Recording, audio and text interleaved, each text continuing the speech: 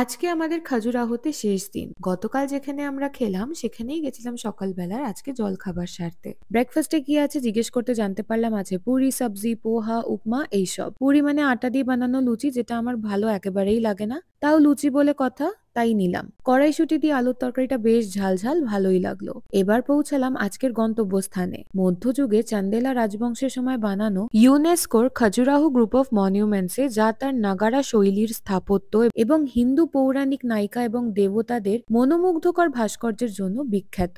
এখানকার ইতিহাস এবং আশ্চর্য ভাস্কর্যের বর্ণনা দিতে পারে এমন একজন গাইডকে সাথে নেওয়া ভালো, কারণ অনেক কিছু জানার আছে, অনেক কিছু দেখার আছে, আর অনেক কিছু বোঝারও আছে।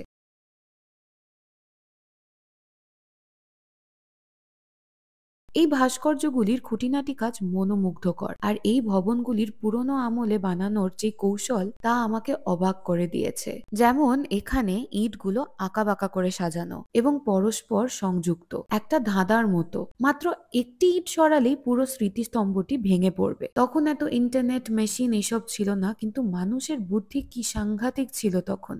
এখানে এলে মোটামুটি ২-৩ ঘন্টা লেগে যাবে সব ঘুরে দেখতে আর বুঝতে, কিন্তু বেশ ভালো লাগবে। এখান থেকে বেরিয়ে দেখলাম কেসের দুধ বানাচ্ছে, তখন সদ্য মাত্র ফোটাতে বসিয়েছে, কিন্তু তাও আমার খেতে ইচ্ছা হওয়ায় ১ গ্লাস নিলাম। ফুটানো হয়নি যেহেতু তেমন কেসারের স্বাদ বা গন্ধ পাওয়া যায়নি, কিন্তু সেটা আমার দোষ, আমি আগে ভাগে খেতে গেছি।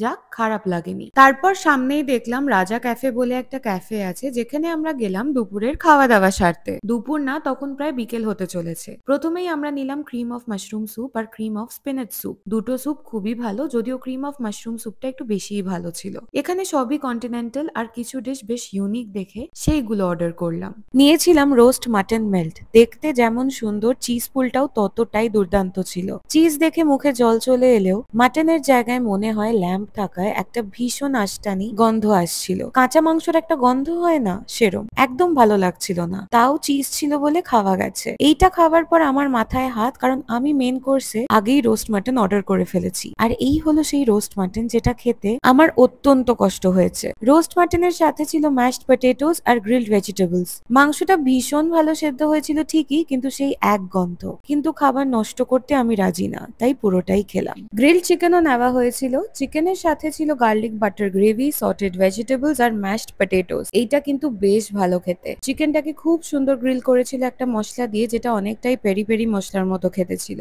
আচ্ছা, মাটন রোস্ট আর গ্রিলড চিকেন দুটোর সাথেই কিন্তু এসেছিল গার্লিক ব্রেডও। খাওয়া দাওয়া শেষ করলাম একটা আইসড লেমন টি দিয়ে। খেয়ে দেয়ে হোটেলে ফিরে চান টান করলাম সবাই, কিন্তু রাতে আর আমরা কিছু খাইনি। সেই দিনটা শেষ করেছিলাম অনেক দিন পর বাবা আর ভাইয়ের সাথে ক্যারম খেলে। এবার পরের দিনের ঘটনা শোনো। আমাদের খাজুরাহো থেকে বারাণসীর ফ্লাইট ছিল, যেটা সকালেই অত্যন্ত খারাপ ওয়েদারের কারণে ক্যান্সেল হয়ে যায়। এমন একটা টাইমে ক্যান্সেল হলো যে আমরা ট্রেনের টিকিটও পাইনি। শেষমেশ প্রায় ৫০০ কিলোমিটারের রাস্তা গাড়ি করে যাওয়া হবে সিদ্ধান্ত নেওয়া হলো। মোটামুটি ৮ থেকে ১০ ঘন্টা লাগবে, তাই দেরি না করে চটপট রওনা দিলাম আমরা। প্রায় ৩ ঘন্টা পর হাইওয়ের ওপরেই একটা ধাবাতে নামলাম আমরা জল খাবার সারতে। ধাবার নাম জলধারা ফ্যামিলি ধাবা। যাই বলো, শীতের সকালে যেই রোদটা গায়ে পড়ে না, বড় আরাম লাগে। শীতকালে আবার আমার এত চুল পড়ে যে অবস্থা দেখো, ৪ গাছা চুল আছে মাথায় গুনে গুনে। ব্যাস, দুপুরে আর কোথাও থামবো না ভেবে অর্ডার করা হলো বেশ অনেক কিছু। শুরু করলাম আমরা লাস্সি দিয়ে। প্রতিবারের মতোই এবারও লাস্সিটা অসাধারণ ছিল। দইয়ের কোয়ালিটি অপূর্ব, আর লাস্সিটাও একেবারে ঘন। তারপর নেওয়া হলো পোহা বা চিড়ের পোলাও, তবে আমাদের চিড়ের পোলাওয়ের থেকে অনেকটাই আলাদা। মহারাষ্ট্রিয়ান স্টাইলে বানানো, যদিও নুন মিষ্টি কিছুই নাই। ওই ওপর থেকে ঝুরি ভাজা ছিল আর সাথে লেবু ছিল বলে খাওয়া গেছে।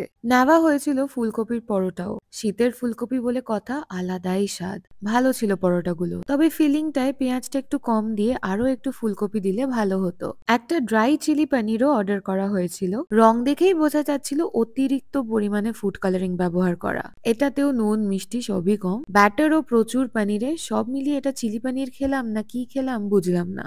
খেয়ে দিয়ে আবার রওনা দিলাম আমরা বেনারসের উদ্দেশ্যে। বিকেল 4:30-5টা নাগাদ পৌঁছে গেলাম আমরা বেনারস। রাস্তা ভালোই ছিল, তবে বেনারসে ঢোকার পর জনস্রোত দেখে মাথা খারাপ আমাদের। আমরা ছিলাম দ্য আমায়া বলে হোটেলে, আর চলো এবার রুম ট্যুরটাও চট করে দিয়ে দিই। রুমগুলো সুন্দর আর বেশ কমফোর্টেবল, তবে একটাই সমস্যা, ভিডিওতে হয়তো বোঝা যাচ্ছে না, কিন্তু এখানে আলো ছিল বড্ড কম। সেটা বাদে বেশ পরিষ্কার পরিচ্ছন্ন। বেনারসে পৌঁছে সেদিন আর কিছু করার মতো ক্ষমতা ছিল না। প্রচুর ঘুরেছি পরের দিন থেকে, তাই দেখা হচ্ছে আবার পরের ভ্লগে।